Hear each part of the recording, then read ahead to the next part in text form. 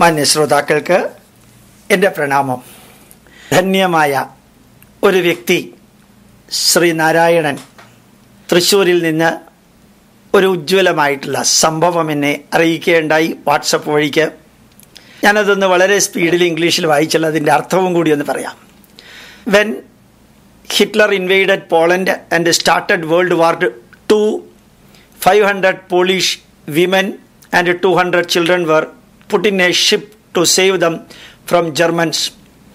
Hitler Poland ആക്രമിച്ചപ്പോൾ ആ പോളണ്ടിലെ 500 സ്ത്രീകളെയും 200 കുട്ടികളെയും ഒരു കപ്പലിലാക്കി ജർമ്മൻകാരിൽ നിന്ന് രക്ഷപ്പെടുത്താനായിട്ട് അവരെ രാഷ്ട്രത്തിൽ നിന്ന് പറഞ്ഞയച്ചു. The ship was left in the sea by the Polish army and the captain was told to take them to any country where they can get shelter.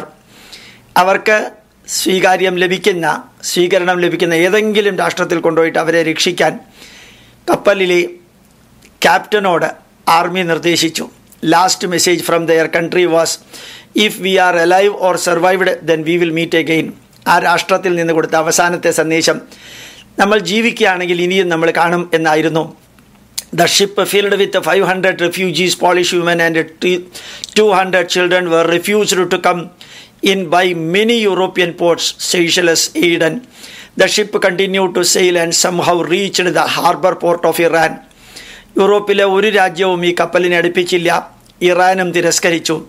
Yes, so far away, വളരെ വളരെ അകലെയാണെങ്കിലും ഇറാനിലും അവർക്ക് ഇറങ്ങാൻ സാധിച്ചില്ല.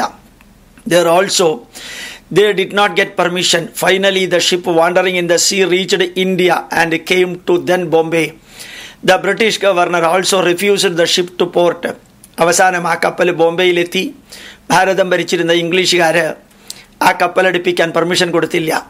There മഹാരാജാവ് of Jamnagar, jam Sahib Digvijay Singh, ജാംനഗറിലെ രാജാവ് came to know about this ship. He came truly concerned. He allowed the ship to port in his kingdom. At a port near Jamnagar, he not only gave shelter to 500 women, but also gave their children free education in Balachiri in an army school. These refugees saved in Jamnagar for 9 years, till World War II lasted. They were well taken care of. Jam Sahib regularly visited them and was fondly called Bapu by them. ഈ ജാംനഗറിലെ ദിഗ്വിജയ് സിംഗ് അവർക്ക് വേണ്ട എല്ലാ സൗകര്യവും ചെയ്തു കൊടുത്തു. അവരുടെ മക്കളെ army സ്കൂളിൽ പഠിപ്പിക്കാനുള്ള സൗകര്യവും ചെയ്തു കൊടുത്തു.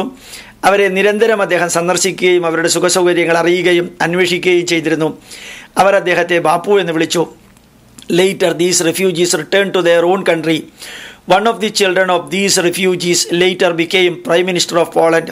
ഇവിടെ വളർന്ന കുട്ടികളിൽ ഒരാൾ പോളണ്ടിൻ്റെ പ്രധാനമന്ത്രിയായി. പിന്നീട് അവരവിടെ ചെന്ന് അവിടെ വളർന്ന് അതിലെ ഒരു വ്യക്തി പ്രധാനമന്ത്രിയായി മാറി. Even today the descendants of these refugees came to Jamnagar every year and remember their ancestors.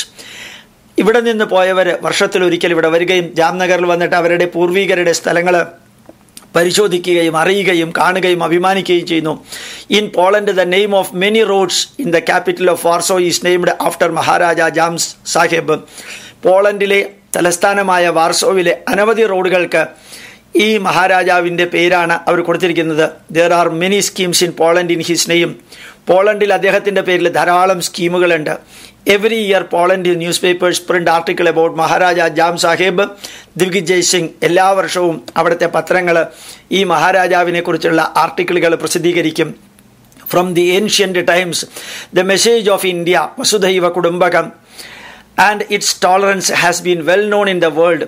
പണ്ടത്തെ കാലം മുതൽക്ക് തന്നെ ഈ ലോകമേ തറവാട് എന്ന ഭാരതത്തിൻ്റെ സന്ദേശം, വസുദൈവ കുടുംബകം എന്ന സന്ദേശവും ഭാരതത്തിൻ്റെ സഹിഷ്ണുതവും ലോകമെമ്പാടും അറിഞ്ഞിരിക്കുന്നതായിരുന്നു.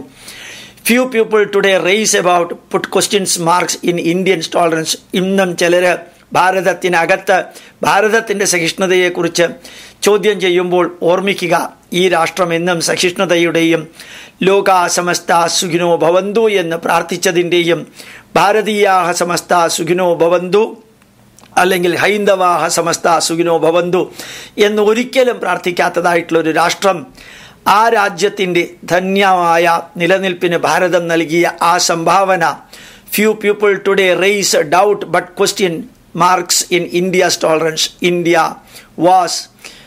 remain an Indian culture land carrying world part, rich, brave and tolerant, compassionate and genuine humanitarian.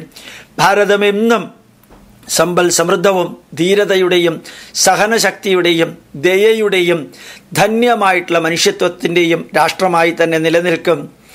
This was an illustration page from history hardly known to many today even in India. ഇന്ത്യക്കാർക്ക് പോലും അറിയാത്ത ചരിത്രത്തിൻ്റെ ഉജ്ജ്വലമായ ഏടുകളിൽ എഴുതി വച്ചിരിക്കുന്നത് ഞാൻ നിങ്ങളുടെ മുമ്പിൽ സമർപ്പിക്കുന്നു. അത് ഞാൻ മലയാളവും കൂടി ചേർത്ത് IISHൻ്റെ പ്രവർത്തകരും IISHൻ്റെ അഭ്യുദയകാംക്ഷികളുമായിട്ടുള്ള എല്ലാ വ്യക്തികൾക്കും സമർപ്പിക്കുന്നു.